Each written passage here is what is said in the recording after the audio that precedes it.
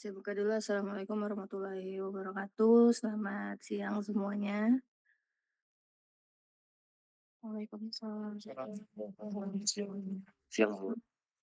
Oke, iya suara saya udah masuk ya. Jadi hari ini kita akan meneruskan materi gitu ya terkait eh harusnya di pertemuan 10 ya. Saya mohon maaf kemarin saya nggak bisa hadir lagi di kelas ya untuk kuliahnya. Jadi saya ganti hari ini. Jadi materi di pertemuan 10 itu ya adalah tentang pengelolaan persediaan. Seperti yang kita ketahui, persediaan atau inventory ya. Seperti yang sudah diketahui pada materi sebelumnya bahwa ada yang namanya penggerak rantai pasok ya, supply chain drivers. Salah satunya adalah inventory atau persediaan ya. Jadi saya ingatkan kembali ada 6 ya penggerak rantai pasok. Dari sisi logistik ada 3, ada fasilitas, ada inventory atau persediaannya, dan juga ada transportasinya. Kalau dari lintas fungsi itu ada sourcing, bagaimana sumbernya nanti, terus pricing, penetapan harga, dan juga sampai ke information teknologinya. Ya, jadi untuk materi pengelolaan persediaan, ya, tujuan pembelajarannya di sini adalah mahasiswa mampu menjelaskan peran persediaan dalam rantai pasok. Seperti apa perannya dalam rantai pasok itu sendiri. Ya, di awal sudah disebutkan persediaan atau inventory ini adalah salah satu penggerak rantai pasok. Artinya dia punya peran di dalamnya. Tapi seperti apa sih perannya di dalam rantai pasok itu sendiri? Ya. Yang kedua, mahasiswa mampu mengukur kinerja persediaan. Bagaimana persediaan pengelolaan persediaan yang sudah berlangsung misalnya pada saat ini di dalam suatu perusahaan. Apa yang perlu diperbaiki, apa yang perlu dievaluasi gitu ya, kinerjanya seperti apa, apakah sudah baik atau mungkin masih buruk, ada yang perlu ditambah. Lalu terakhir mampu menggunakan model ya, model matematis nanti di dalam persediaan itu sendiri. Ada beberapa contoh kasus ya, mungkin yang sudah pernah baca buku Chopra ya, ada beberapa contoh seperti apa pengelolaan persediaan menggunakan model matematis itu sendiri. Ya, kita masuk ke mulai dari definisi dulu, ya. Jadi, apa yang dimaksud dengan, inventory atau persediaan. Jadi ada menurut, APIX ya, American Production and Inventory Control Society, ya, inventory adalah stok atau item, ya, yang digunakan untuk mensupport produksi. Untuk mensupport produksi artinya ada yang namanya raw material, bahan bakunya, ya, dan ada juga, work in process, itemnya sendiri. Dan mensupport activities atau aktivitas yang ada di dalam rantai pasok. Ada apa saja? Ada banyak sekali aktivitas di dalam rantai pasok itu sendiri ya. Misalnya maintenance ya, repair-nya dan operating-nya ya. Dan terakhir dari sisi customer service. Ya, bagaimana dari sisi customer service-nya artinya ada barang jadinya ya. Barang jadinya, finish good-nya atau spare part, komponen spare part-nya, ya. Intinya inventory atau persediaan itu adalah segala bentuk, barang, ya, segala bentuk stok atau item yang digunakan di dalam, setiap tahapan yang ada di dalam rantai pasok, ya. Yang support produksinya, yang support segala, aktivitas operasi, dan juga nanti support ke, penjualannya itu sendiri, macam-macam bentuknya. Ya, ya contoh misalnya, ya, katakanlah di sini, suatu perusahaan yang menjual biskuit kaleng, ya. Seperti apa rantai pasok di dalam, biskuit kaleng itu sendiri, ya. Ya, kita tahu biskuit kaleng, kita udah nerima dalam, bentuk, kaleng yang isinya ada biskuitnya, ya. Seperti apa? Kita tarik dari hilir dulu ya. Oh, kita punya barang jadinya adalah si, biskuit kaleng tadi. Ya, kita lihat isinya apa. Oh, ada kalengnya, ada apa namanya, ada biskuitnya di dalamnya gitu ya. Di mana ini diperoleh ya, barang yang kita temukan di supermarket tadi.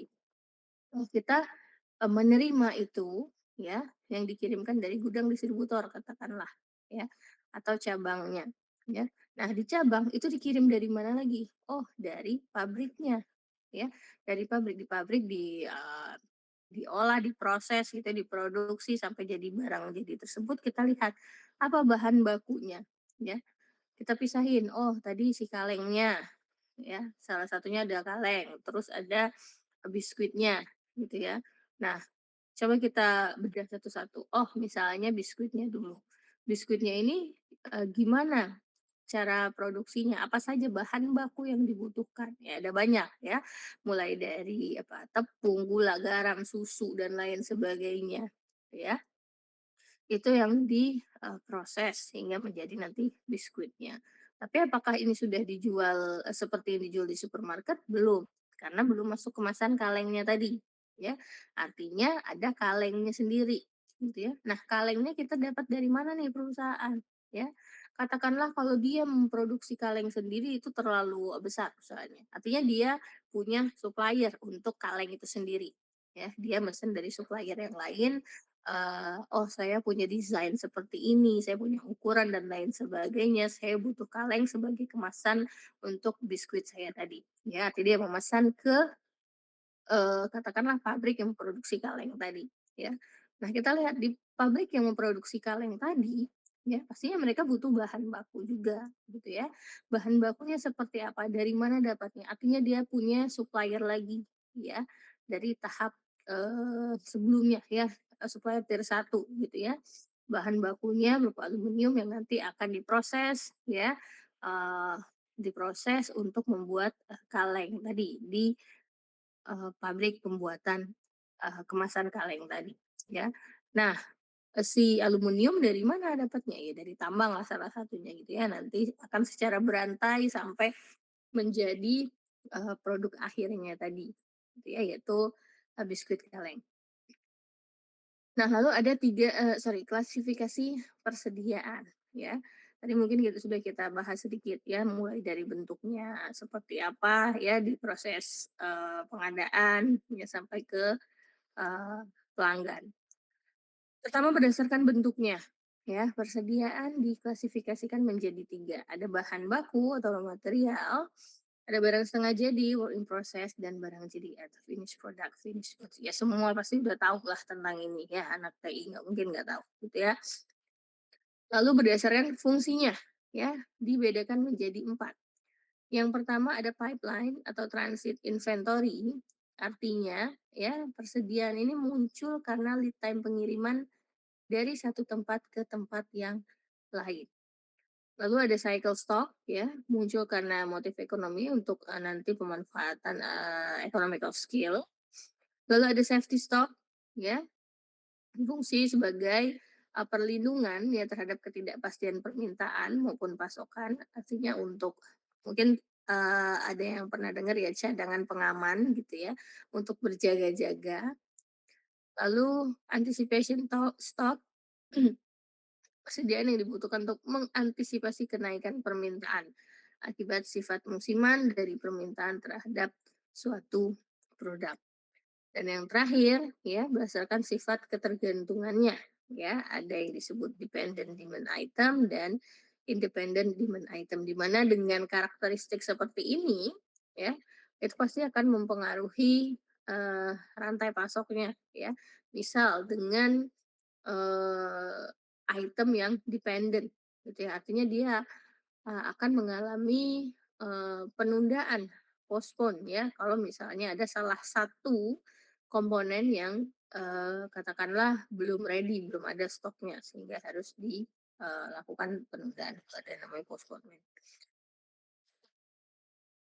Lalu ada, alat ukur persediaan, ya, bagaimana mengukur persediaan yang telah kita rencanakan dalam satu planning horizon misalnya, gitu ya, dalam satu perencanaan. Pertama, ya, alat ukur yang digunakan itu adalah tingkat perputaran persediaan atau inventory turnover rate. Ya, jadi seperti apa, ya, eh, perputaran, ya, pergerakan seberapa cepat produk atau barang tadi mengalir terhadap jumlah rata-rata yang tersimpan sebagai persediaan. Ya, biasanya ini diukur dalam 1 tahun. Ya, jadi kita ingin melihat secepat apa sih, seberapa cepat barang itu mulai dari datang sampai terjual lagi dalam katakanlah dalam satu, planning horizon, ya. Misal, sebuah perusahaan menjual 150 jenis produk. Nilai persediaan yang dimiliki rata-rata 3 miliar rupiah, ya. Nilai penjualan dalam setahun untuk keseluruhan produk adalah 40 miliar dengan 25 persennya merupakan margin, ya. Berarti nilai persediaan yang terjual dalam setahun adalah 30 miliar, sehingga tingkat perputarannya adalah 10 kali dalam satu tahun, ya. Ya ini, tadi dia punya 150 jenis produk, ya. Lalu nilai persediaannya katakanlah rata-rata 3 miliar, terus nilai penjualan dalam setahun tadi dapat 40 miliar, di mana 25 persennya itu adalah margin, artinya modalnya tadi sebesar 30 miliar. Ya, sedangkan nilai persediaan rata-rata ya itu 3 miliar. Jadi di sini 30 miliar dibanding 3 miliar, artinya ada 10 kali tingkat perputaran yang terjadi di dalam 1 tahun. Ya, kenapa? Karena dia tadi dapat 30 miliar ya dari nilai persediaan itu sendiri. Lalu ada inventory days of supply ya. Jadi kalau inventory days of supply ya itu sebagai rata-rata jumlah hari dalam suatu perusahaan bisa beroperasi dengan jumlah persediaan yang dimiliki ya. Jika inventory days of supply-nya panjang maka tingkat perputarannya rendah ya. Katakanlah ya kita punya bahan baku ya. Bahan baku yang kita punya ini bisa untuk melakukan operasi katakanlah untuk 3 bulan ke depan misalnya, artinya 60 hari gitu ya. Sehingga ya dalam 3 bulan ke depan atau 60 hari, kita nggak perlu lagi nih melakukan pemesanan kembali karena sudah di-cover oleh, inventory yang kita miliki tadi, ya. Tapi, ya pasti ada tapinya, untuk jenis barang yang seperti apa sih yang bisa, penyimpanannya itu lama gitu ya, artinya barang yang tidak mudah cepat rusak. Kalau barang yang mudah cepat rusak ya pasti tidak akan selama itu bisa disimpan, itu salah satunya ya. Nah kebetulan saya juga waktu itu punya mahasiswa kerja praktik dan TA saya kebetulan, dia ngomongin inventory days of supply ya. Jadi dia mengamati di suatu perusahaan yang menggunakan eh, bahan bakunya berupa frozen ya, frozen frozen apa namanya, bahan bakunya frozen gitu ya. Artinya itu masih bisa digunakan sampai ya sekian hari ke depan lah intinya gitu ya. Dengan inventory days of supply-nya itu sekitar 20 hari, artinya selama 20 hari itu masih bisa digunakan untuk, sebagai bahan baku dalam proses produksinya, ya. Lalu ada juga fill rate, ya, di mana ini adalah persentase jumlah item yang tersedia ketika diminta oleh pelanggan, ya. Dan ini diukur untuk tiap produk secara individual atau untuk keseluruhan produk secara agregat, ya. Mungkin kalau diukur secara individual untuk jumlah produk yang tidak banyak mungkin masih oke, gitu ya. Tapi kalau udah jumlah itemnya yang ribuan mungkin ya, kalau dihitung ya mungkin akan memakan, waktu dan perhitungan yang lama gitu ya untuk, eee, fill rate-nya gitu ya. Jadi bisa dilakukan secara agregat. Misal fill rate 97%, artinya ada kemungkinan 3% dari item yang diminta pelanggan itu tidak tersedia. Ya, artinya pelanggan harus menunggu lebih lama atau pindah ke tempat lain untuk mendapatkannya, ya. Mmm, Bisa diasumsikan ya bahwa fill rate ini, eee, seperti service level ya, cuma nanti untuk menentukan service level ya, jika misal terjadi kehilangan penjualan, loss sales ya, kekurangan stok, itu nanti juga ada, skema yang lain lagi ya, ada yang, back order ataupun loss sales, bergantung dari seperti apa jenis persediaannya. Nah, lalu tadi kita sudah ngomongin inventory, persediaan, ya. Di dalam rantai pasok itu sendiri, ya, nanti ada 2 yang perlu diketahui, ya. yaitu ada cycle inventory dan juga nanti ada yang namanya safety inventory, ya. Karena kita tahu demand, ya, yang namanya demand kan, tidak pasti gitu ya. Mungkin ada yang, pasti dan konstan ya, artinya, permintaannya akan selalu sejumlah tertentu dan, stabil, konstan. Ya itu bisa kita sebut sebagai, karakteristik yang deterministik, artinya nilainya diketahui dan nilainya konstan. Tapi bagaimana nanti dengan, yang sifatnya probabilistik? Ya, ada unsur ketidakpastian di dalamnya, artinya kita butuh, peramalan pastinya di dalamnya, ya. Ya, di sini yang namanya cycle inventory dalam rantai pasok, ya. Yang perlu diketahui adalah di dalam cycle inventory ini ya, kita perlu punya persediaan pastinya. Tapi berapa banyak persediaan yang harus kita sediakan ya, dan bagaimana cara mengukurnya nanti untuk tetap dapat mengcover ya sejumlah demand tertentu dalam suatu periode waktu, ya. Disinilah nanti disebut dengan ukuran lot atau lot size atau lot batch gitu ya. Itu adalah kuantitas yang baik itu diproduksi ataupun dibeli pada suatu tahap di rantai pasok dalam suatu periode waktu. Misalnya kalau, tadi kita kembali ke contoh biskuit kaleng tadi gitu ya. Artinya kalau yang diproduksi ya biskuit kalengnya gitu ya, yang dibeli contohnya tadi adalah, si kalengnya gitu ya. Ukuran lot untuk kaleng tadi kita harus memesan berapa sih untuk katakanlah dalam 1 tahun misalnya. Terus kalau yang diproduksi jumlah biskuit yang harus kita produksi berapa banyak sih, berapa ton ya dalam katakanlah dalam 1 bulan ya. Yaitu adalah ukuran lot. Nah, sedangkan cycle inventory ini adalah rata-rata persediaan dalam rantai pasok yang muncul baik dari produksi ataupun pembelian dalam ukuran lot yang lebih besar dari permintaan pelanggan ya. Katakanlah kita sudah meramalkan tadi demand, eee, pelanggan ya untuk 1 tahun ke depan.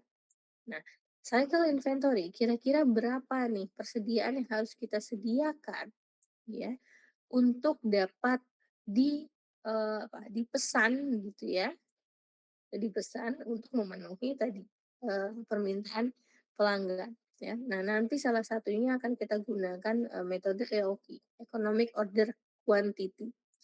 Artinya ya, jumlah pesanan ya yang ekonomis. Ya, jumlah, pemesanan yang ekonomis. Kita bisa saja kalau misalnya tujuan kita ingin fill rate kita tadi tinggi, katakanlah 100%, artinya setiap demand yang datang bisa kita jual. Bisa saja, artinya bisa saja kita memesan sebanyak-banyaknya gitu ya, katakanlah sebanyak-banyaknya untuk tetap dapat memenuhi demand pelanggan. Tapi apakah itu efisien ya? Jangan-jangan selama kita mesen, dalam jumlah yang banyak, mungkin banyak barang yang kita pesan tadi itu cepat rusak, ya. Sehingga itu akan mengalami yang namanya kehilangan penjualan salah satunya, kan itu tidak efisien secara, biaya, profitnya pun juga tidak akan semaksimal mungkin, ya. Nah itu jadi nanti perlu diukur dengan salah satunya adalah economic order quantity, ya. Ya misalnya di sini ya kita, gunain beberapa notasi dulu. Di sini adalah kuantitas dalam satu lot.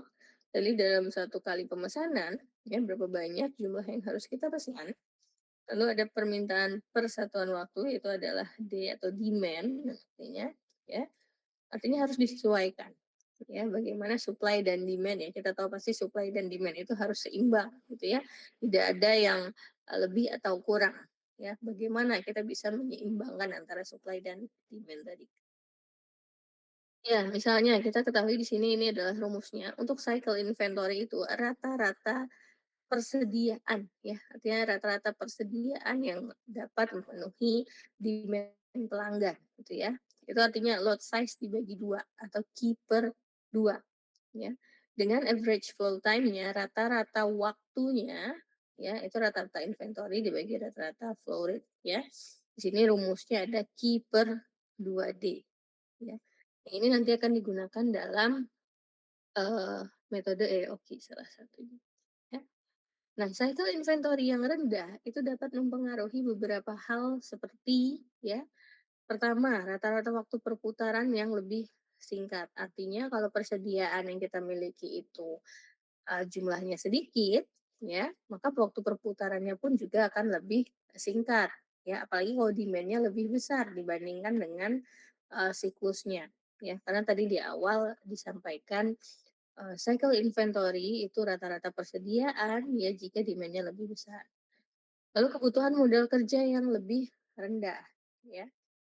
Berikutnya biaya penyimpanan persediaan yang lebih rendah. Artinya, kalau cycle inventory-nya rendah, perputarannya akan lebih cepat. Artinya dalam 1 tahun, kalau kita ngomongin frekuensi, ya pastinya akan lebih tinggi, gitu ya.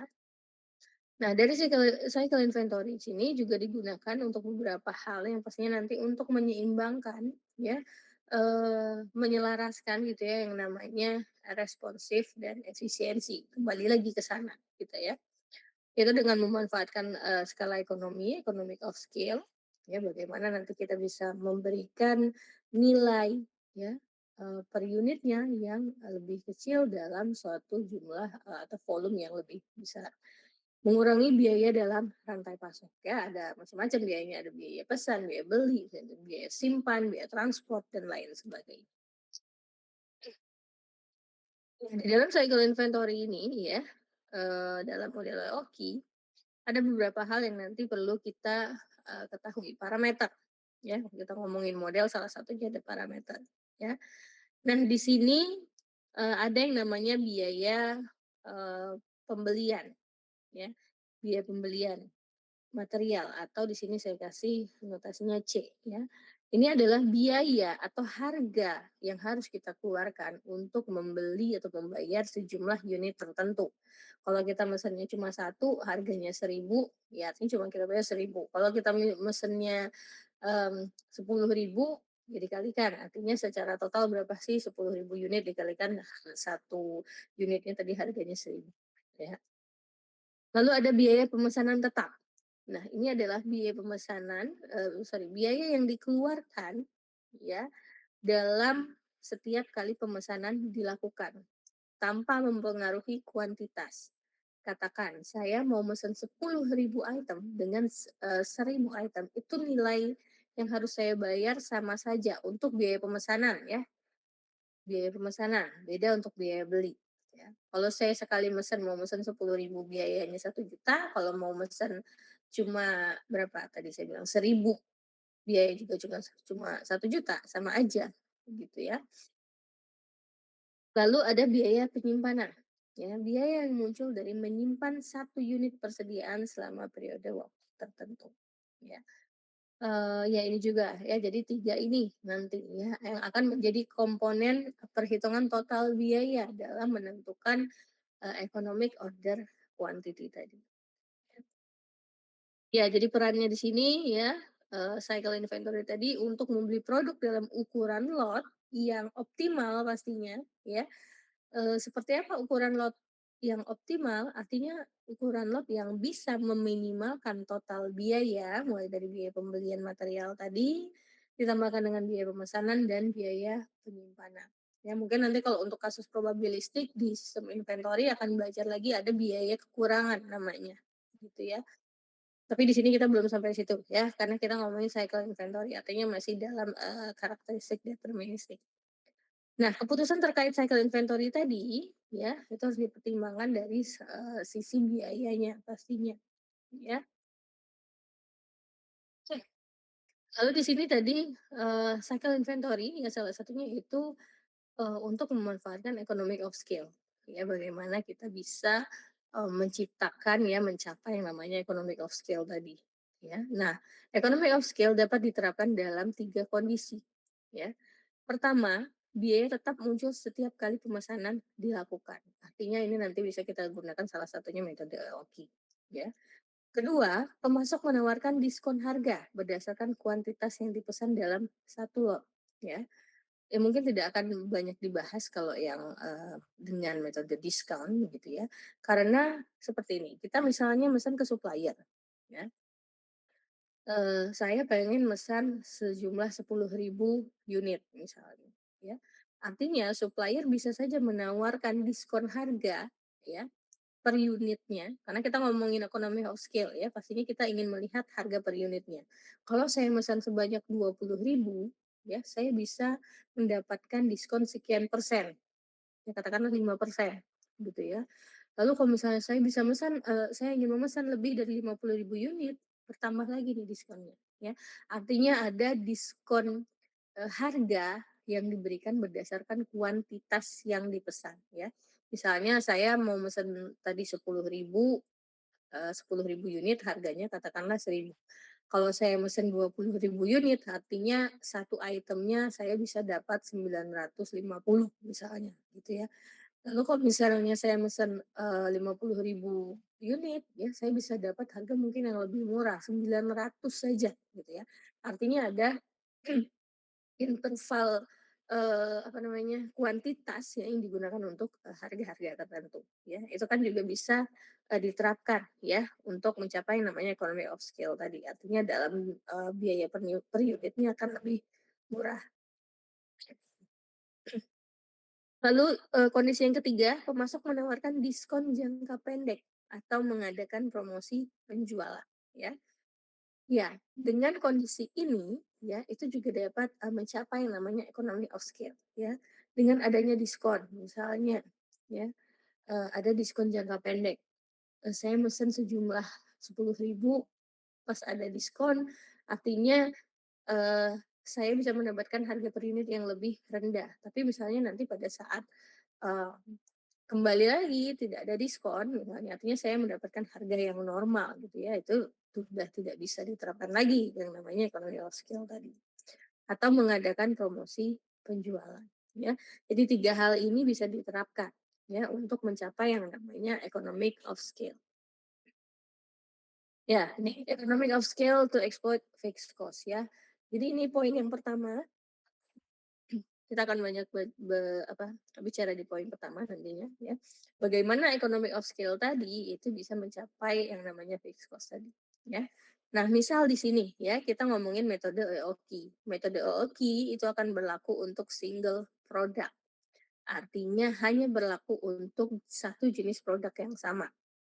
Ya, nanti untuk, katakanlah dengan kondisi persediaan ada banyak jumlah item, ya, atau beberapa jenis produk, itu akan beda lagi cara perhitungannya, ya. Nah, di sini kita perlu ketahui dulu parameter apa saja, ya, yang dibutuhkan di dalam, metode economic order quantity, ya. Artinya untuk EOQ kita ingin mencari nilai Q yang optimalnya, kuantitas yang optimal. Untuk meminimalkan ya total biaya yang dikeluarkan ya. Kita ketahui ada demand di sini ya, D demand, lalu S di sini ada fixed cost ya yang akan muncul setiap pemesanan dilakukan. Ada C cost per unitnya, katakanlah nih harga beli barangnya ya per unit dengan asumsi di sini tidak ada diskon ya. Lalu ada H di sini holding cost per year-nya ya, di mana ini adalah fraksi dari persentase gitu ya, persentase dari harga produk.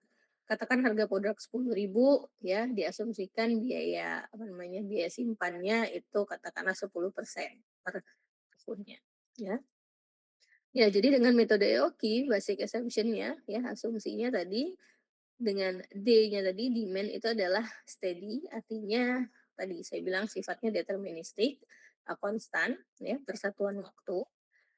Yang kedua no shortage ya, tidak ada kekurangan, artinya dianggap bahwa semua itu sudah terpenuhi demand-nya ya. Lalu replenishment lead time-nya is fixed ya, artinya, lead time-nya ya pada saat, barang habis ya, artinya itu tetap biaya, tidak ada unsur probabilitas sama sekali di sini, gitu ya. Ya, jadi kita ingin meminimalkan ya annual material cost ya dalam annual artinya tahunan gitu ya. Biaya pembeliannya, biaya pemesanannya dan biaya penyimpanannya. Ya, ini rumus-rumusnya ya. Biaya material ya. Artinya ada harga per unit yang kita kalikan dengan demand-nya tadi, di mana demand-nya tadi diasumsikan konstan, fix ya sudah diketahui. Lalu jumlah pemesanan ya, frekuensi pemesanan dalam satu tahun ya. Di sini ada rumusnya D per Q ya, artinya demand kita dalam satu tahun berapa, nilai Q-nya dalam satu kali pemesanan itu berapa ya. Lalu annual ordering cost ya. Di sini adalah ini frekuensi ya dikali dengan biaya sekali pesan. Dalam satu tahun katakanlah saya pesan 10 kali, satu kali pesan saya harus mengeluarkan 1 juta, artinya dalam satu tahun saya akan mengeluarkan 10 kali 1 juta rupiah untuk biaya pemesanannya, gitu ya. Lalu annual holding cost ya, biaya penyimpanan ya, dengan asumsi tadi ya di awal tadi cycle inventory ya lot size per 2 itu adalah rata-rata yang disimpan dikali dengan H kapital di sini. Di mana H kapital ini adalah tadi persentase dari biaya simpan per unit dengan dari harga barangnya sendiri ya. Sehingga total cost-nya itu adalah dari penjumlahan material cost per tahun, eh, biaya pemesanan per tahun, ordering cost, dan biaya simpan per tahun. Ya, ya ini secara grafik kita lihat seperti apa hubungan dari lot size dan biayanya. Ya, ya di sini untuk total cost ya, di sini bisa dibilang hoki curve ya. Kita lihat hoki curve ya seperti stick hoki gitu ya.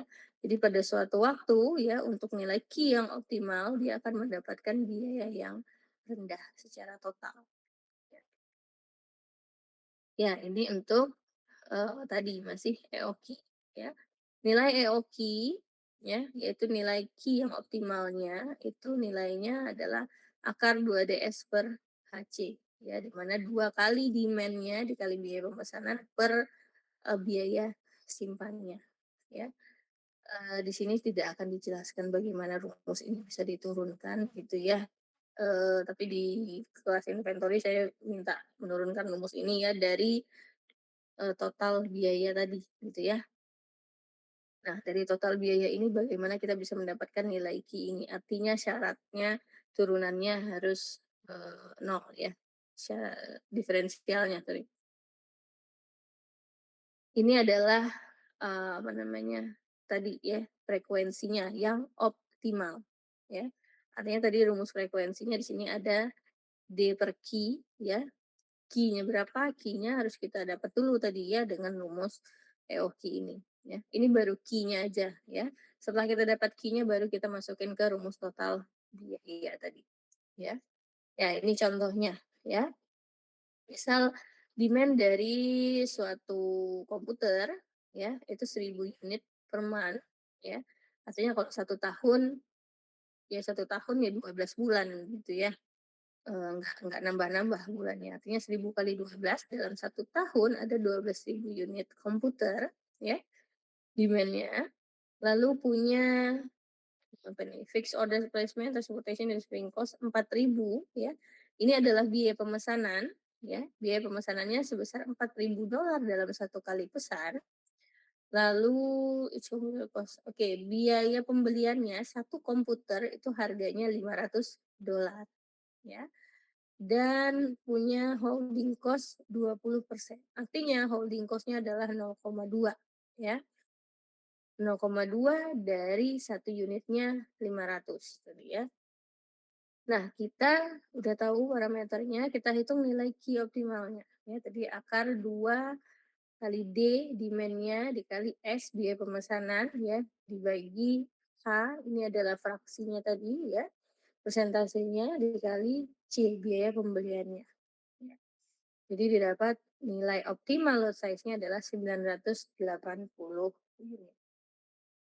Jadi untuk memenuhi demand sebanyak berapa tadi 12.000 ya dalam satu tahun, dalam sekali pesan kita harus memesan sebanyak 980 unit ya untuk meminimalkan total biaya inventory ya.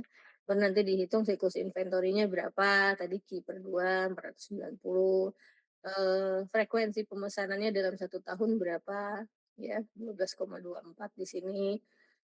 Terus ini ada biaya pemesanannya dalam 1 tahun, ya kita hitung biaya pemesanannya dengan rumus yang tadi ya, ini adalah rumus, frekuensi dikali biaya pemesanan, ya, ditambah dengan ini biaya simpannya, rata-rata yang disimpan adalah, ukuran lot, per 2 dikali dengan biaya simpannya tadi, ya, persentase dari, harga barang per unitnya, ya.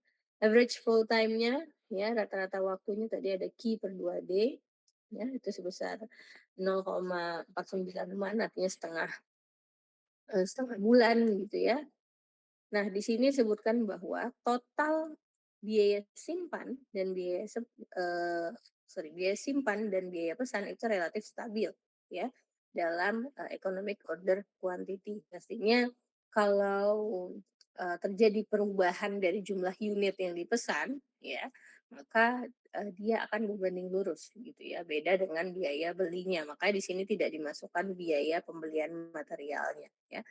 Yang jelas biaya pembelian material dengan asumsi bahwa tidak ada diskon karena kita pasti pakai metode EOQ ya, itu diasumsikan akan selalu meningkat ya jika jumlah kuantitas yang dipesan pun juga akan meningkat. Ya, maka di sini tidak dimasukkan biaya pembeliannya. Ya, lalu bagaimana jika lot size-nya tadi ya itu dikurangi ya menjadi 200 unit ya. Artinya di sini ya, biaya simpannya ya, itu kita pakai rumus tadi ini biaya apa namanya, biaya pesan ditambah biaya simpan ya, tinggal nilai Q-nya yang kita ganti ya. Jadi berapa biaya secara keseluruhan jika nilai Q-nya tadi yang awalnya 980 tadi ini ya, menjadi 200 unit ya, maka diperoleh di sini nilainya 250.000 ya. Sedangkan tadi kita punya biayanya adalah ini 97.980 dalam 1 tahun.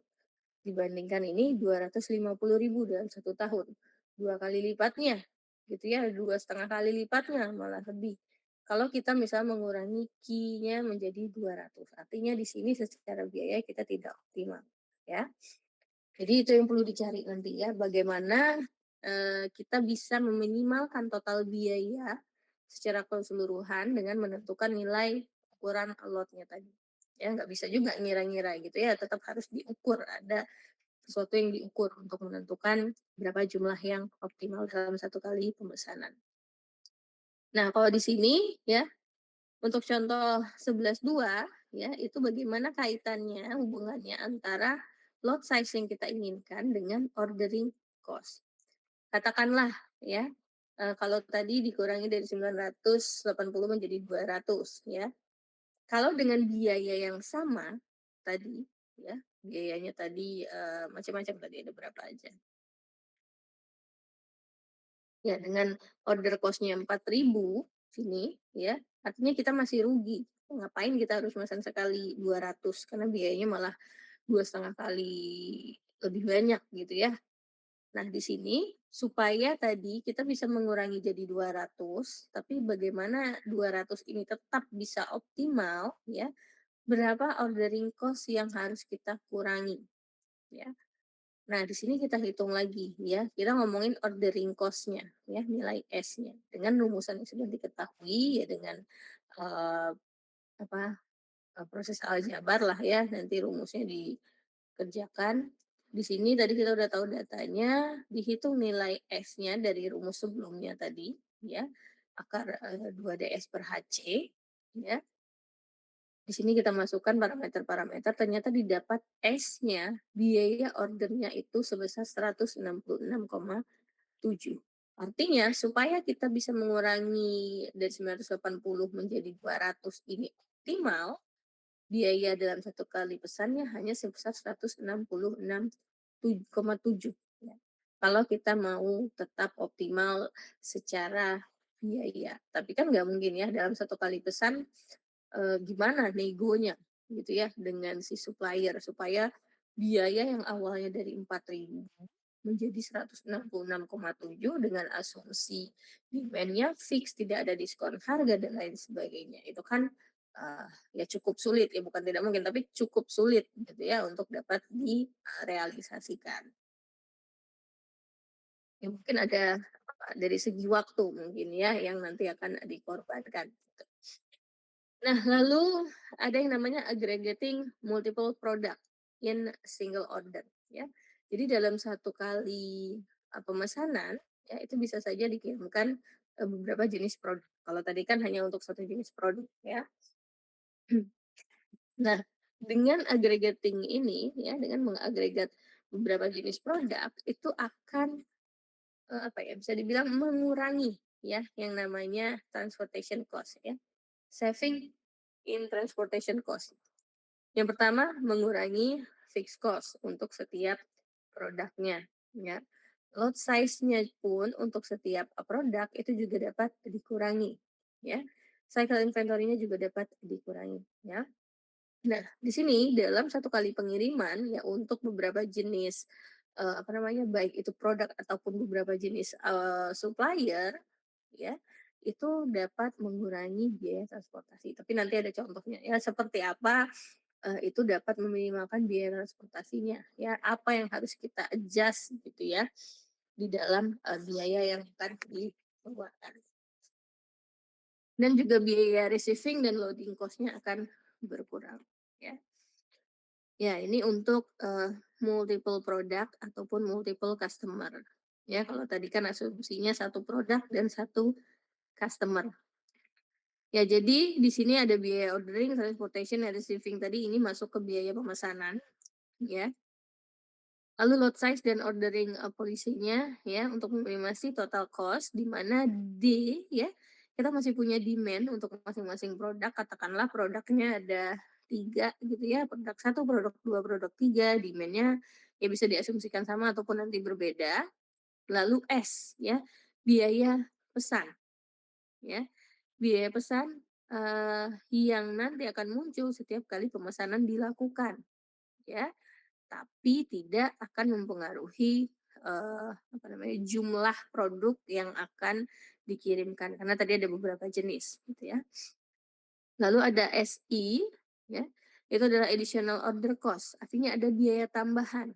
Misalnya, akan ada biaya tambahan jika saya mengirimkan barang A, ya, lalu misalnya ada biaya tambahan jika saya mengirimkan barang B, C, dan seterusnya.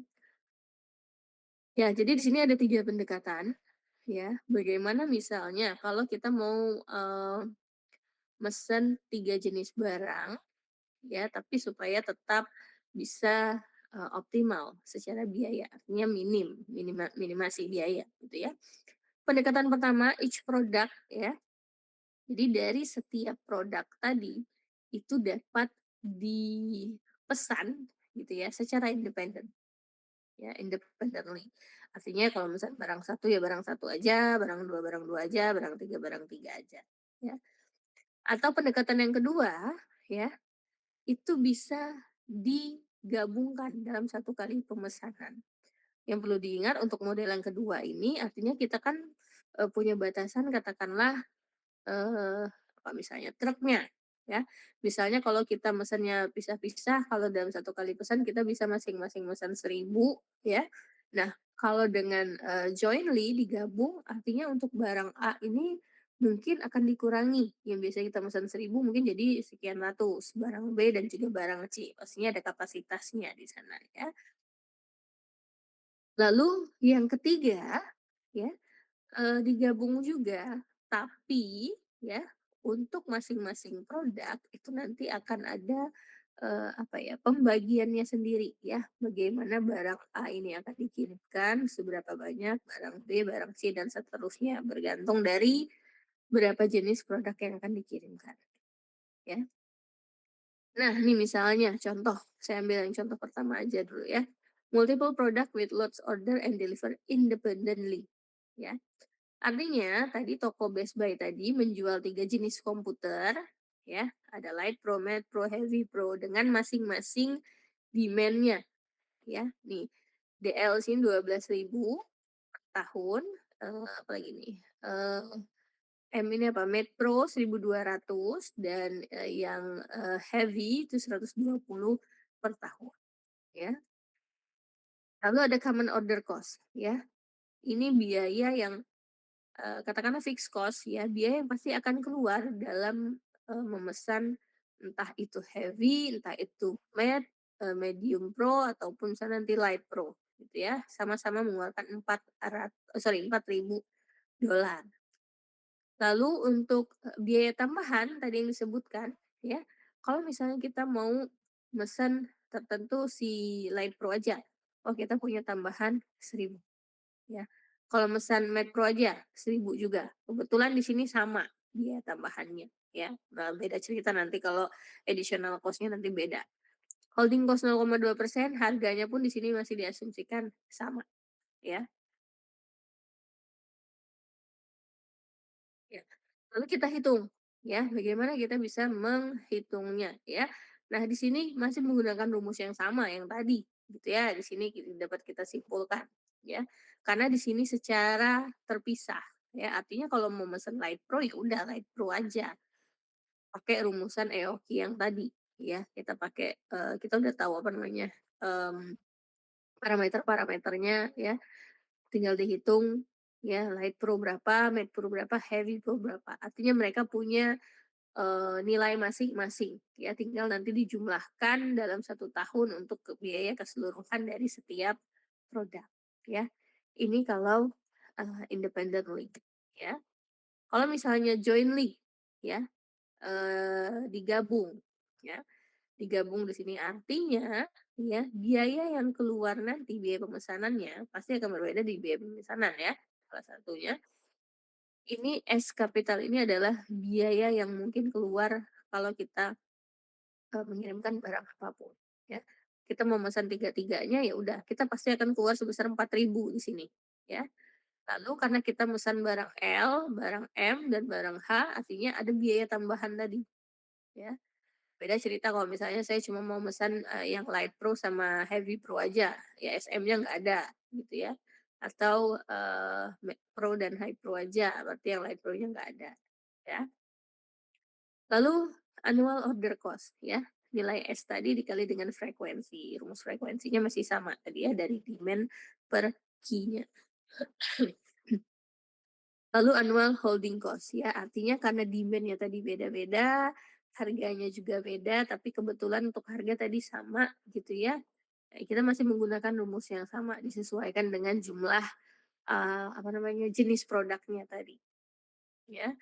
Dan didapat di sini, frekuensinya ya, masih pakai rumus yang sama, hanya berbeda di nilai demand dan juga nilai, apa namanya, harga, pembelian per unitnya untuk masing-masing komputer dan biaya pemesanannya, ya. Karena biaya pemesanan secara independen dan, jointly ya, yang digabung itu pasti akan berbeda untuk biayanya. Tinggal nanti dipilih mana sih yang lebih optimal, terus kekurangannya apa, kelebihannya apa, misalnya dari sisi kuantitasnya juga pasti akan berbeda gitu ya, bagaimana juga nanti bisa memenuhi demand-nya, ya.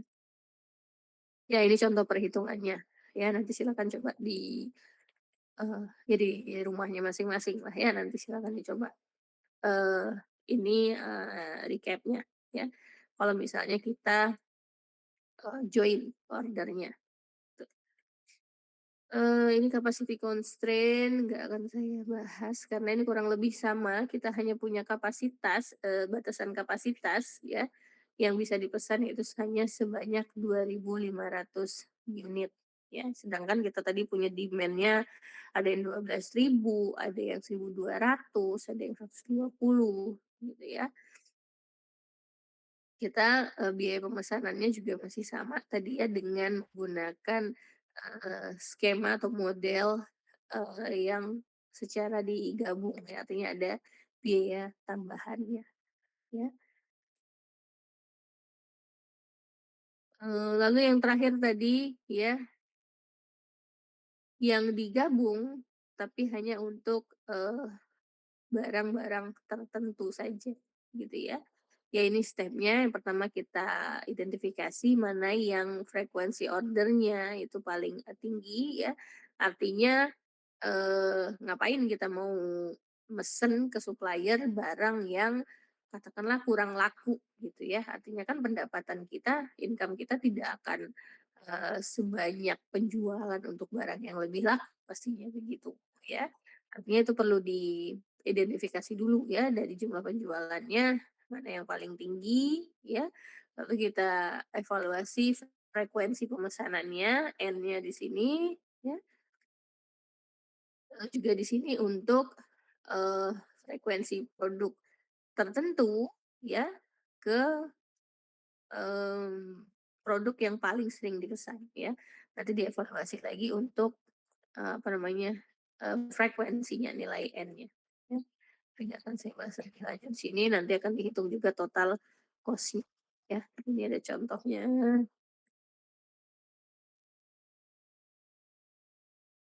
Ya ini, untuk masing-masing produk ya, yang punya batasan jumlah tertentu berdasarkan tadi dari most frequented-nya ya. Nah berikutnya economy scale ya, untuk mencapai quantity discount ya. Jadi tadi yang pertama fixed cost, quantity discount, nanti juga ada yang promotion ya. Nah untuk, quantity discount ya, lot size-nya ya, lot size based discount artinya berapa banyak Eee, ukuran lot, jumlah yang harus kita pesan ya dalam, menerapkan tadi kebijakan diskon. Ya seperti yang saya sampaikan di awal, kita harus mesan berapa supaya dapat diskon sekian. Ya misalnya saya akan bisa mendapatkan diskon lebih besar kalau saya mesannya dalam jumlah yang, katakanlah lebih banyak gitu ya. Pastinya ada rentangnya sendiri yang diberikan, oleh supplier. Ya kayak kayak kayak kita belanja ke pasar lah misalnya gitu ya, ambil, ambil ambil banyak dapat diskon berapa gitu ya. Lalu ada volume based discount ya, diskon yang diberikan ya untuk total quantity per case ya. Artinya secara volume ya, jadi bedanya seperti ini, kalau lot size ya, itu diskon yang diberikan dalam satu kali pesan. Misalnya saya dalam satu kali pesan mesan 50.000 saya dapat diskon 20%. Ya, itu namanya lot size based discount. Kalau volume based discount artinya diskon yang nanti akan diberikan jika secara total ya yang sudah saya beli tadi dalam waktu, tertentu. Misalnya dalam 5 bulan saya secara keseluruhan nanti katakanlah sudah nyampe 50.000. Nah, nanti saya diberikan diskon di sana ya pada saat, apa namanya, pembelian saya tadi totalnya situ mencapai 50.000 ya. Misal saya mesan pertama cuma 1.000 ya saya nggak dapet diskon, ya. Terus di bulan kedua saya mesannya, katakanlah jadi 30.000 ya belum dapat diskon juga, ya karena belum mencapai tadi, volume yang disepakati lah gitu ya untuk mendapatkan diskon. Ya jadi ada, 2 skema yang umum ya, di sini all unit quantity discount artinya semua unit ya, untuk semua unit itu akan diberikan diskon dari jumlah kuantitas tertentu pastinya ya. Lalu marginal unit quantity discount. Ya, jadi, secara marginnya nanti itu seperti apa akan diberikan, diskon. Pertama, two basic question untuk quantity discount ya. Jadi, seperti apa ya keputusan pembelian yang optimal ya untuk seorang pembeli dalam memaksimasi profitnya ya. Yang pasti, perlu diambil keputusan berapa jumlah yang harus saya beli ya, supaya saya bisa mendapatkan, diskonnya tadi. Ya, dan bagaimana ini akan berdampak pada rantai pasoknya, baik itu dari, lot size-nya, ukuran lotnya, cycle inventory-nya, dan juga nanti, average flow time-nya, ya. Lalu, eee, dengan kondisi seperti apa supplier harusnya memberikan atau menawarkan yang namanya quantity discount, ya. Seperti apa, schedule atau waktu yang tepat, ya, dalam pemberian diskon tersebut, ya. Lagi-lagi supplier, dia juga pasti pengennya untung gitu ya. Saya sebagai buyer, saya pengen dapat harga yang murah per unitnya, katakanlah secara totalnya juga pasti akan lebih murah. Tapi dari sisi supplier, supplier juga pengen tetap bisa mendapatkan maksimum, profit gitu ya dari penjualan ke buyer-nya tadi. Nah untuk, skema pertama ya, all unit quantity discount ya, dari sisi harganya ya, harga per unit yang harus diberikan itu berapa, gitu ya, itu menjadi pertimbangan ya. Misalnya kalau kita pesan 1.000 berapa, pesan 3.000 berapa dan seterusnya gitu ya. Perlu diukur pastinya ya, perlu diukur dari sisi, pembiayaannya sendiri ya. Lalu yang kedua, jika ordernya itu lebih besar dari ya, lebih besar dari apa namanya, ukuran lot size dari satu produk, tapi lebih kecil dari produk yang lainnya, maka setiap unit ya itu harus punya rata-rata, unit cost-nya ya. Artinya kalau misalnya terdapat beberapa jenis, produk gitu ya, kalau satu produk itu apa namanya, pemesanannya lebih besar dibandingkan produk yang lainnya, artinya kita perlu cari rata-rata. Baiknya berapa sih harga yang harus diberikan gitu ya, biaya yang harus dikeluarkan untuk pembelian per unitnya ya. Kita dari sisi buyer juga harus cerdas gitu ya, bagaimana kita bisa, mmm, apa ya, mengukur ya berapa, eee, berapa biaya yang harus kita keluarkan yang pastinya seminim mungkin gitu ya. Lalu unit cost generally decrease ya, akan berkurang ya, biaya per unitnya ya tadi, apa namanya, economy of scale ya, secara biaya per unit juga akan, menurun ya, dengan bertambahnya kuantitas ya. Kuantitas yang makin banyak yang kita beli artinya biaya per unitnya bisa lebih, minim gitu ya, lebih kecil. Tujuannya adalah menentukan lot size ya, yang lagi-lagi dapat meminimasi total biaya secara keseluruhan ya. Nah, di sini ya. Misalnya untuk Q1 di sini adalah ukuran lot size-nya berapa sih harganya gitu ya, rata-rata harganya, eee, katakanlah di sini lebih sedikit, kuantitas yang dipesan maka harganya mungkin akan lebih mahal, di sini ditaruh, lebih tinggi dengan interval tertentu pastinya apa, diukur ya. Jadi semakin banyak, quantity ya, semakin banyak jumlah yang dibeli ya, maka biaya per unitnya juga akan semakin rendah gitu ya, dia akan berbanding terbalik. Nah, lalu di sini sorry, ya ada marginal unit quantity discount ya tadi dengan menggunakan multi block tarif. Di mana ya biaya marginnya dari setiap unit itu akan berkurang pada suatu breakpoint ya. Ya misalnya di sini ya, eee, sama ini tadi dengan yang all quantity ya, tapi ini secara margin, semakin bertambah kuantitinya ya, maka marginal cost per unitnya pun juga akan, eee, menurun ya, akan semakin kecil. Artinya dia juga berbanding terbalik ya. Jadi, salah satu, kondisi untuk dapat mencapai tadi yang namanya economy of scale ya, salah satunya adalah dengan, memberikan, diskon ya, secara baik secara jumlah ataupun nanti, marginal unitnya. Nah, yang ketiga yaitu adalah, tadi promosi, ya, caranya dengan promosi, ya. Ada dalam jangka pendek ataupun nanti menawarkan, eee, diskon jangka pendek ataupun nanti menawarkan juga yang namanya promosi, ya. Tujuannya, ya, di sini, ya, sebagai retailer ya yang menggunakan diskon harga, pastinya ini, lagi-lagi tetap harus diperhitungkan ya dari sisi supplier bagaimana dia masih tetap bisa cuan ya, tetap bisa untung ya, berapa sih, pricing-nya ya, penetapan harga yang harus diberikan supaya mereka tetap dapat apa namanya, memaksimasi profit-nya gitu ya. Ya mungkin kalau di pasar kita sering nawar lah gitu ya, nego gitu ya, nawar gitu ya. "Oh saya ngambil, 10 sekian lah," misalnya harganya gitu ya. Ya dari sisi penjual ya pasti kalau misalnya itu nggak untung nggak mau gitu ya, ya asumsikan aja kita adalah penjual gitu ya, tidak akan menerima gitu ya. Bagaimana, harga yang cocok, harga yang sesuai supaya dapat tetap untung ya, defend the brand against competition. Eee, ini nggak perlu ya. Nah, di sini juga ada yang namanya forward buy ya, salah satunya ya.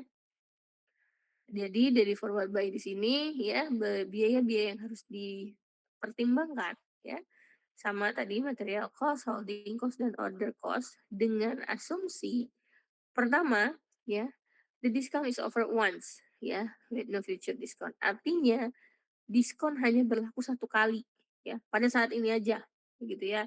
Nanti Senin harga naik ya, biasanya gitu ya. Itu no future discount, no more discount ya. Artinya diskon hanya berlaku satu kali di saat itu saja gitu ya. Artinya, oh kalau misalnya kita berpikir ya dari sisi pembeli, wah besok-besok nggak ada diskon, ya udah beli sekarang aja gitu ya. Kita bisa, beli lebih dulu nih gitu ya, berapa jumlahnya dan lain sebagainya itu bergantung. Tapi perlu dilihat juga kalau misalnya kita dari sisi buyer yang nanti akan melakukan proses produksi, dilihat juga dari karakteristik barangnya gitu ya. Oh diskonnya sekarang misalnya, tapi kita baru makainya 3 bulan lagi, ya ngapain gitu ya. Kan akan ada biaya yang lebih banyak malah keluar ya dari sisi, total cost-nya nanti. Lalu, the retailer takes no action to influence customer demand. Artinya di sini, si penjual ya, yang nggak perlu ngelakuin apa-apa, gitu ya. Itu kembali lagi, dari ya kalau saya bilang sih dari sisi psikologis ini ya, ya, si penjual nggak perlu memberikan promosi apapun gitu ya. Dia cukup bilang, "Ya udah diskonnya sekian, udah sekarang diskonnya dilakukan, pada saat ini dengan, nilai tertentu," gitu ya, ya kalau mau beli ya silakan, kalau enggak ya cukup sampai di sini promotionnya gitu ya. Lalu yang ketiga, analyze a period ya, menganalisis periode waktunya ya. Kapan, waktu yang tepat untuk melakukan yang namanya forward buying tadi ya. Ya, itu dari, mmm, apa ya, dari segi tadi bagaimana kita bisa mencapai yang namanya economic of scale ya, dengan asumsi tadi, eee, karakteristiknya deterministik ya, dan, stable tadi ya, stabil. Lalu berikutnya ada yang namanya safety inventory ya. Seperti apa itu peran dari safety inventory? Ya, jadi safety inventory itu disiapkan untuk memenuhi permintaan yang melebihi jumlah yang diperkirakan sebelumnya, ya. Jadi kalau di materi sebelum-sebelumnya kita pernah belajar tentang peramalan, ya, forecasting, ya, bagaimana kita bisa memprediksi demand di, 1 tahun ke depan misalnya, ya, berdasarkan data historis pastinya, ya. Nah, kita udah tahu, oh tahun depan, katakanlah, 1.000 nih demand-nya di bulan Januari. Jadi kita udah tahu perencanaannya, kita harus mesan bahan baku berapa, produksinya gimana, dan lain sebagainya, ya. Tapi ya, dari hasil apa namanya, forecast tadi, hasil peramalan, kan pasti ada error ya. Artinya error ini harus kita, antisipasi salah satunya dengan safety inventory. Ya, artinya kan tidak 100% akurat ya, kan kita bukan dukun gitu ya, dukun juga masih bisa salah, apa namanya, terkait demand-nya. Ya, sehingga perlu yang namanya tadi salah satunya adalah safety inventory, ya. Karena lagi-lagi yang namanya demand itu tidak pasti, ya apa sih yang pasti gitu ya.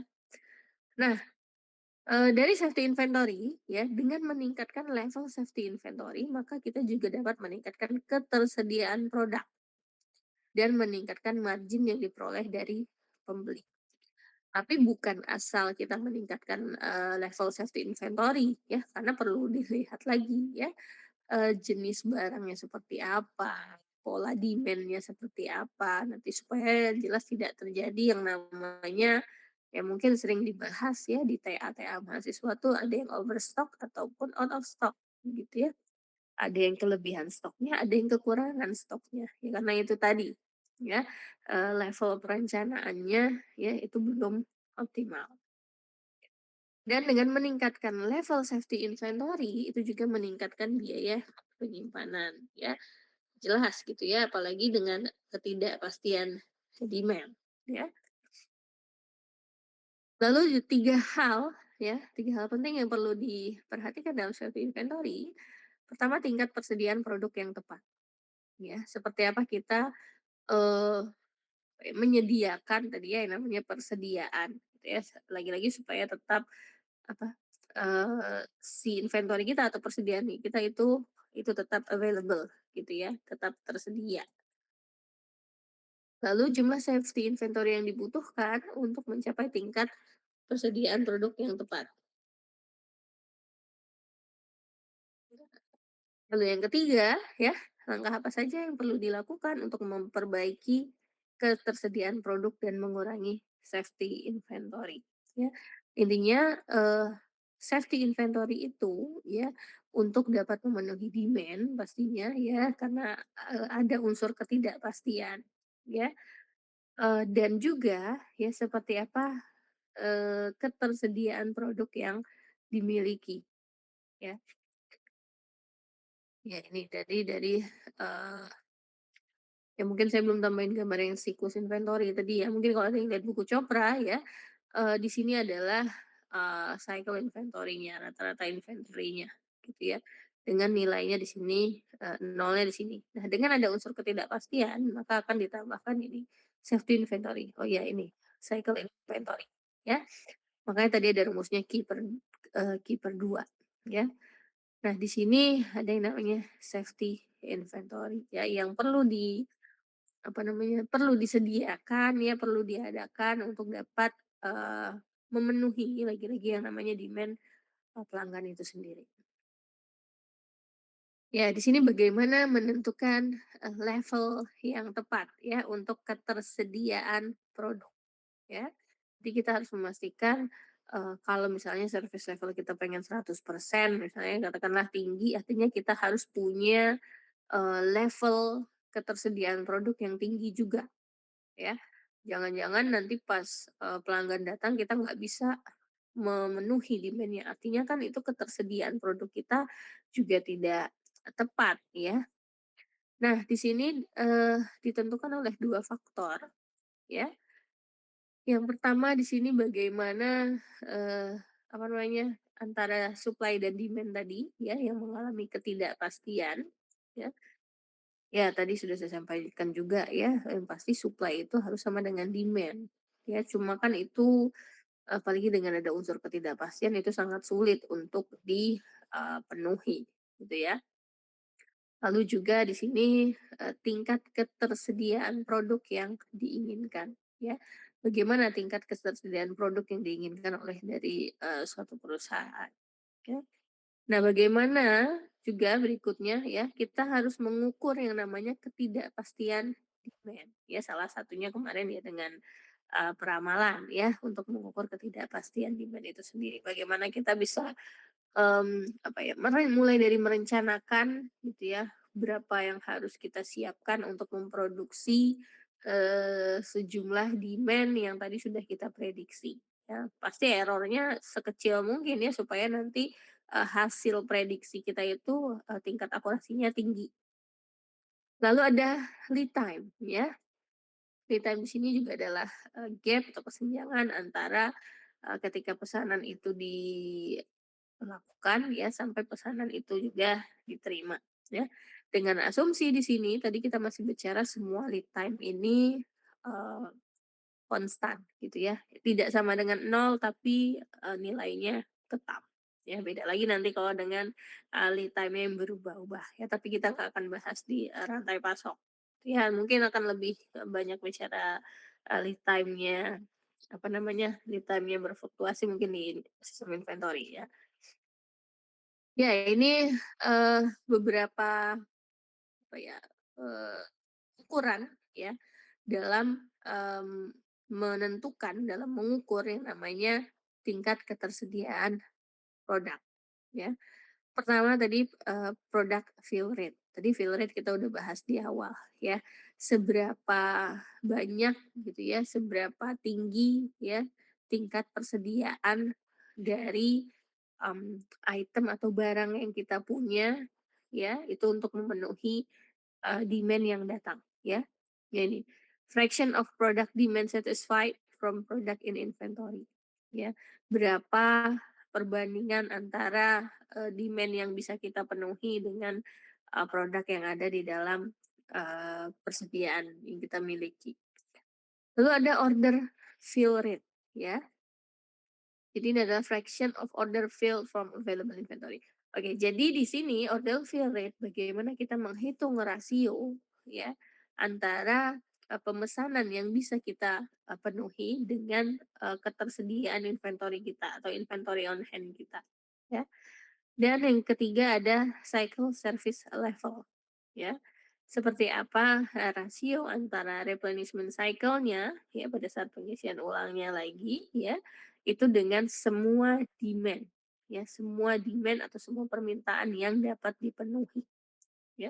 Seperti apa service level-nya. Artinya ya, eee, service level yang optimal ya, itu perlu dilihat dari, data, lagi-lagi based on data, nggak bisa nih misalnya kita netepin, ya mungkin ada ya menetapkan service levelnya 95%, tapi mungkin dengan beriringnya waktu, itu belum pernah tercapai, ya.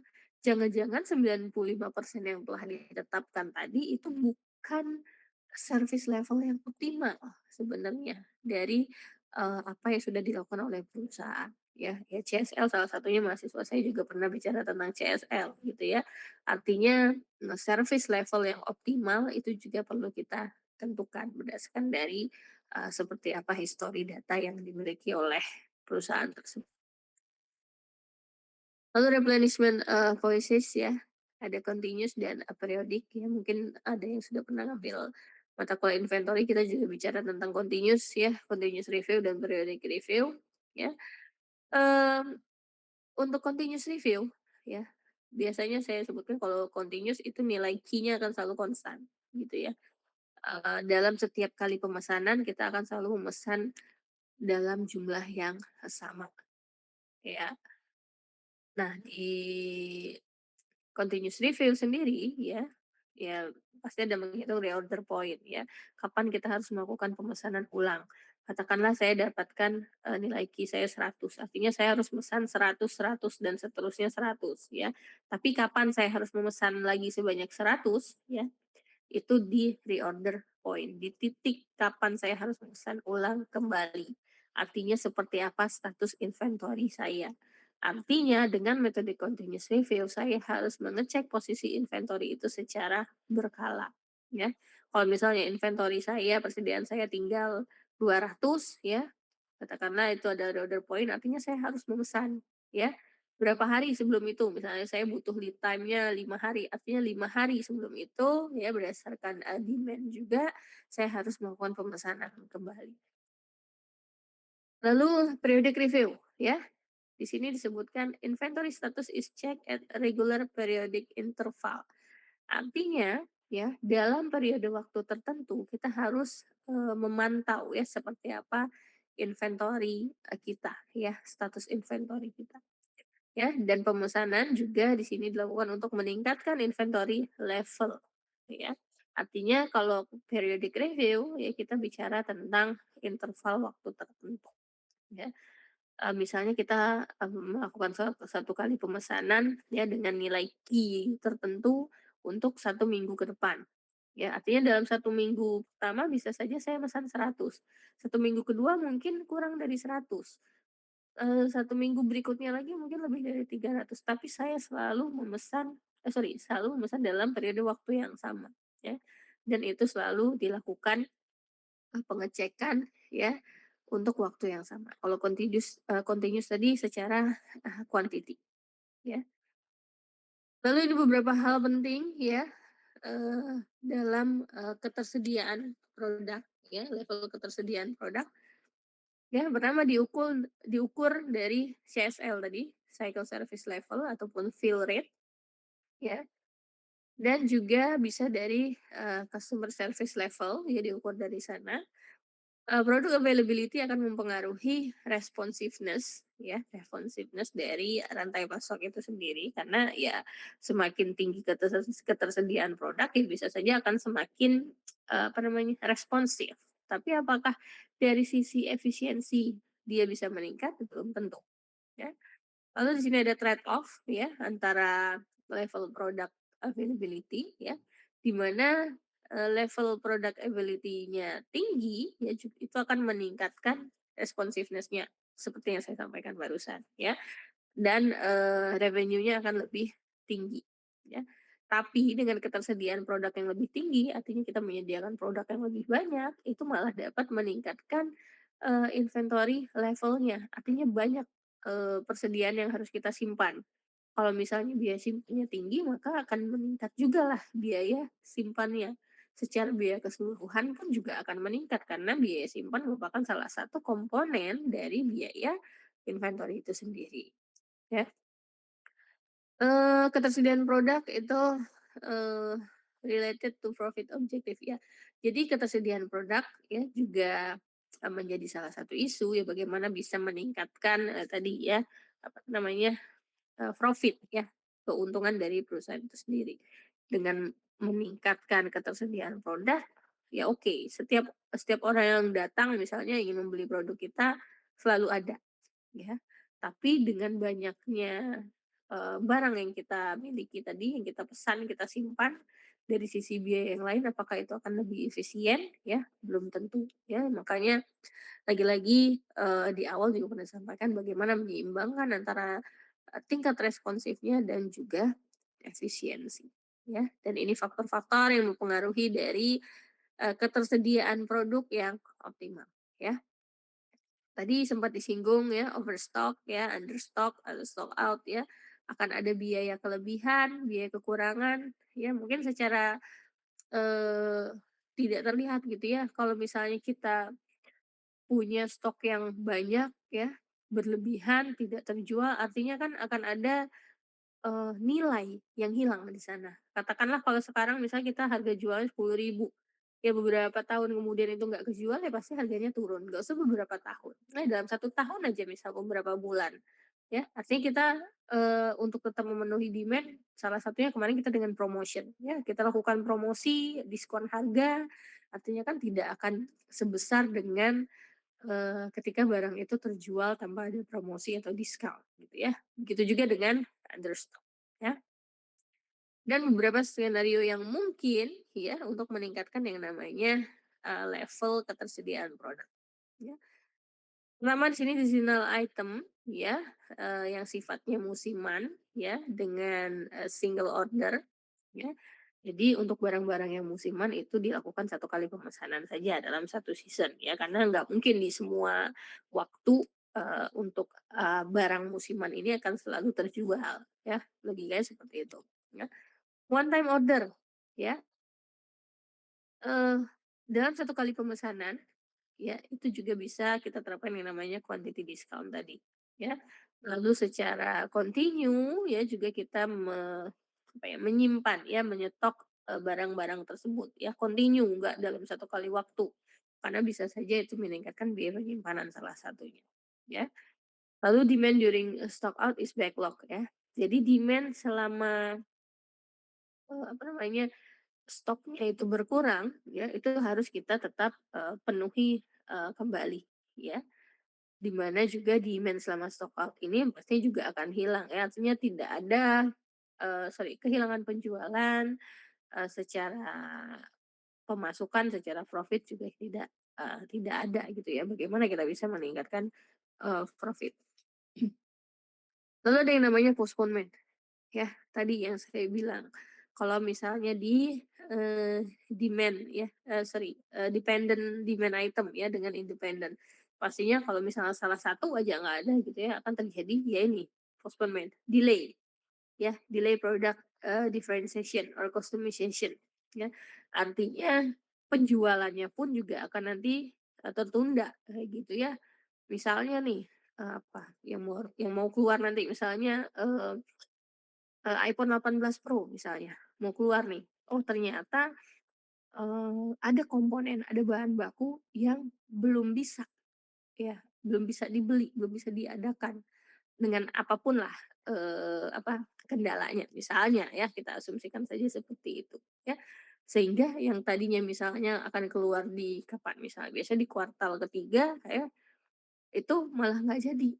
Mundur, ya karena tadi ada yang namanya, delay tadi ya, ada penundaan, ya ada penundaan dari salah satu bahan baku sehingga akan berdampak ya, akan berantai ya, berantai dari produksi, nanti, penjualan ya dan seterusnya. Ya ini tadi ya, eee, bisa kita lihat ya supply chain dengan postpone ya yang di bawah, tanpa postpone. Kalau dengan tanpa postpone ya akan, terus berjalan rantainya gitu ya. Beda dengan, tadi kalau ada postpone, kalau ada misalnya komponen yang tidak common, yang tidak kompatibel ya bisa digunakan untuk, memproduksi tertentu, tidak ada substitute-nya gitu ya, maka harus dilakukan yang namanya penundaan, postponement.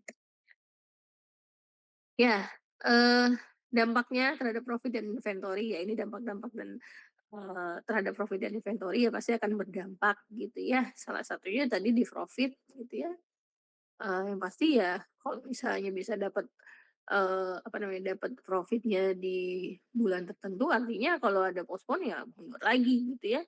Mungkin secara perputaran, apa, cash flow-nya juga akan terjadi permasalahan gitu ya, apalagi kalau misalnya modalnya itu mungkin, minjem dulu lagi ya, ya akan terjadi penundaan pasti di sana, ya.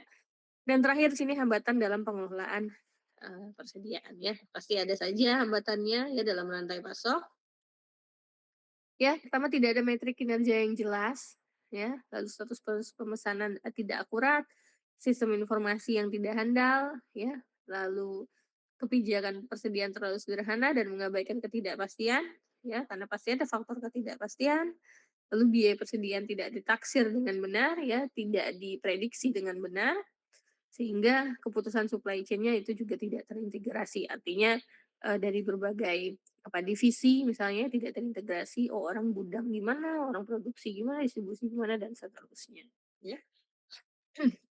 Ya, itu untuk kuliah hari ini ya. Jadi, silakan nanti untuk beberapa contoh soal itu saya ambil dari buku Chopra yang khususnya di chapter 11 ya. Nah ini ya, untuk soal latihan silakan dikerjakan juga ya latihannya, hitung-hitung soal latihan menjelang UAS nantilah karena materi inventory salah satunya akan masuk di UAS ya.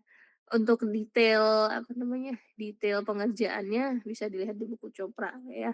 Contohnya tadi kayak yang independently and jointly itu silakan latihan ya, karena saya nggak mungkin ngajarin kalian di kelas baik offline ataupun online, saya ngajarin kalian ngitung satu-satu perhitungan ini ya. Mana contohnya? Gimana dapatnya misalnya annual holding cost, ya nggak mungkin saya tulis satu-satu. Oh, D per, Q dikali S, kan rumusnya sudah ada, silakan kalian coba hitung ya berapa dapat hasilnya ya. Supaya kalian tahu annual holding cost ini dari mana sih perhitungannya, order frekuensi ini dari mana sih, ya perhitungannya artinya dari demand ya dibagi dengan berapa Q-nya tadi dan seterusnya ya, artinya rumusnya sudah diberikan, silakan nanti untuk perhitungannya kalian coba ya, kalian coba, lakukan. Oke, itu untuk kuliah hari ini ya, eee materinya nanti saya bagi GCR, soal latihannya silakan dikerjakan walaupun tidak saya minta kumpulkan dulu ya, atau mungkin nggak saya kumpul. Saya, biasanya saya di kelas kalau soal latihan tuh nggak saya kumpul kecuali tugas ya. Kalau tugas, pasti saya minta kumpul. Kalau latihan ya bisa saya minta kumpul, bisa enggak, yang jelas kalian mengerjakan latihan soal ya sebagai, apa, persiapan lah ya nantinya untuk di, UAS ya, sorry kok tadi UTS, di UAS. Ya, untuk presensi nanti saya lihat dari, record saja dari, akun Gmail yang masuk ke saya gitu ya, jadi perlu saya panggil satu-satu atau scan QR code. Oke, itu saja untuk hari ini, ada yang ingin ditanyakan terlebih dahulu sebelum saya tutup? Izin Bu, untuk materinya nanti apakah dibagikan Bu? Ya, nanti saya bagi di GCR ya, untuk materi hari ini. Materi sebelumnya udah ya. Jadi latihan saya sih pengennya kalian, nanti setelah saya bagi ya bisa dibaca gitu ya, bisa latihan, yang contohnya tadi apa, independently ataupun jointly yang terpisah ataupun digabung itu di buku Chopra juga sudah ada gitu ya. Jadi boleh jadi oke, ada lagi? Untuk besok kita masih kuliah seperti biasa ya, kelas yang pagi itu kelas apa ya, B, kelasnya Ivan dan kawan-kawan itu saya mulai jam 8, kelas A, kelas Abdi jam 10 ya, offline ya, insyaallah offline seperti biasa. Kelas C juga di sorry, kelas D ya, kelas dia di hari Rabu jam 8. Ya saya 2 minggu nggak masukin ya karena ada, urusan lain. Oke itu aja untuk hari ini, cukup ya untuk materinya silakan dipelajari, silakan dikerjakan latihan soalnya, sampai ketemu lagi di Senin dan Rabu ya, saya tutup. Selamat siang menjelang sore. Assalamualaikum warahmatullahi wabarakatuh. Waalaikumsalam warahmatullahi wabarakatuh. Terima kasih, Bu. Makasih.